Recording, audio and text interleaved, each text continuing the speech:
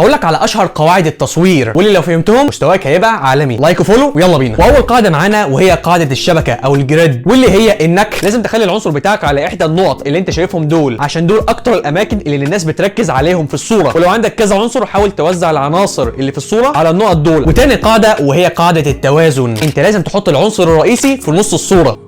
وتالت قاعده وهي قاعده التماثل، اهم حاجه يكون في انعكاس للحاجه اللي انت عايز تصورها. الفكره اصلا في الانعكاس ان هو بيدي منظر حلو للصوره بتاعتك. ورابع قاعده وهي قاعده الخطوط الرائده، احنا بنستخدم الحيطان والشوارع كخطوط رئيسيه في الصوره، والهدف من استخدام الخطوط دي هو جذب انتباه المشاهد الى عمق الصوره بتاعتك. خامس قاعده وهي قاعده التقطير، والقاعده دي من احلى قواعد التصوير، عشان احنا مثلا عندنا منظر معين فانت بتشوف شباك، باب، حيطه، اي حاجه بحيث انها تعمل اطار للحاجه اللي انت عايز تصورها. وسادس قاعده وهي قاعده ملء الاطار، في القاعده دي كل ما عليك انك تقرب من الحاجه اللي انت عايز تصورها عشان تملي الصوره، يعني شغل مايكرو كده. وكان معاكم الهامي واشوفكم في فيديو تاني، وانا